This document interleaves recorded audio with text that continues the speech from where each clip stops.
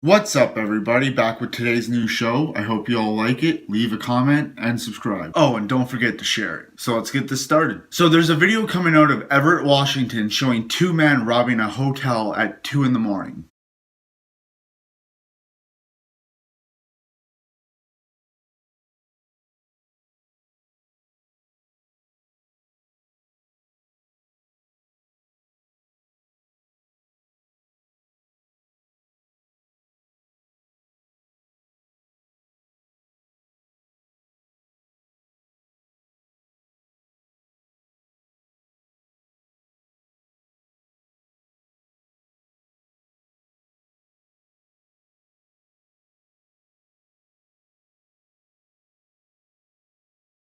Now, the incident took place at a Econo Lodge Inn and Suite. The suspects were described as in their mid-20s with black hair, brown eyes, no facial hair, wearing jeans and dark hoodies, with one of the hoodies having the word dolphin on it. And if there's any information leading to these guys' arrest, you could get $1,000. During the video, you can see them get frustrated with the woman with how little money they have at the Econo Lodge, and then demand her phone too. No shit, you're robbing an Econo Lodge. It's not like they're rolling in money. And even if it wasn't an Econo Lodge and you were trying to rob a 5-star hotel, most deal in credit cards, and there's only a few times you pay for a hotel room straight cash, and none of the ones that I can think of are good. So if you're going to be stupid enough to rob a place, make sure they have the money first. Now, a terrifying video of a Cleveland woman being abducted in the middle of a convenience store by a man who literally picked her up and dragged her into his SUV while she struggled to get away.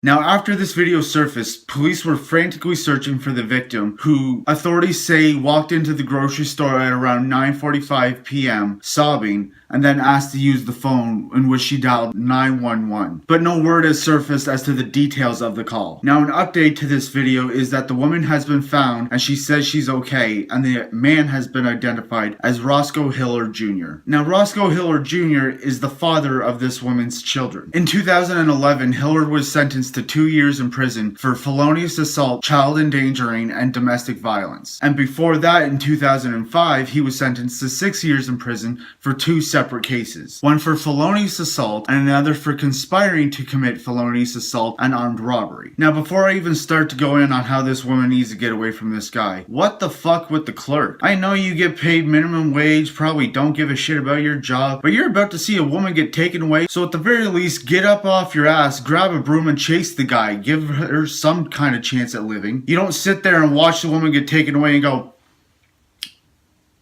yep. Now back to the woman. Now, I know this is real life and things are not as easy as you want them to be. But lady, you gotta get away from this guy for good. For your safety and for your kids. You may even still love this guy, but that means nothing when he snaps one day and kills you. And then their kids will not have a mom. And then they'll be left alone with this monster. No sane man does what this man did on the video. And if for any other women or guys out there, if this happens to you, what's happening on the video, fight. Fight with everything you have in you. Claws, eyes, go for the throat, go for whatever is the weakest point you can see at the moment, because you don't know if that will be your last chance to do something. So fight for your life or you'll lose it.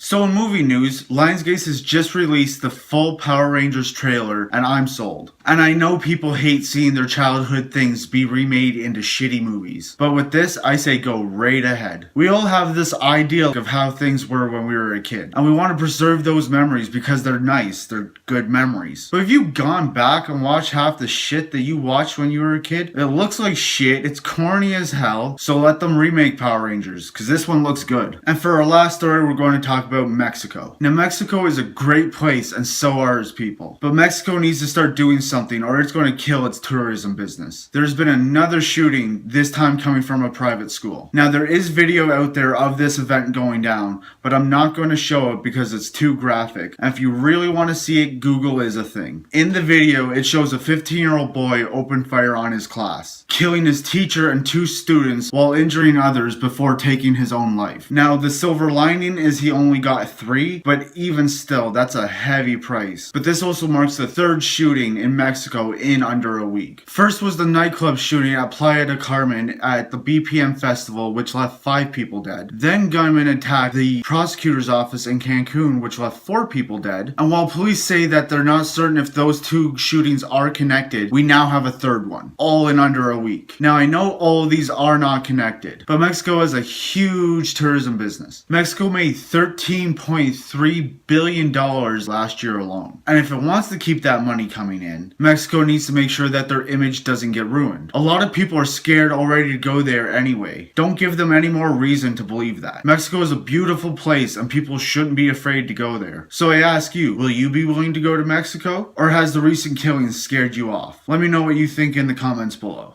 So that'll be my show for today. I hope you all have a good day and I'll see you tomorrow with a new one. Please hang up and try again.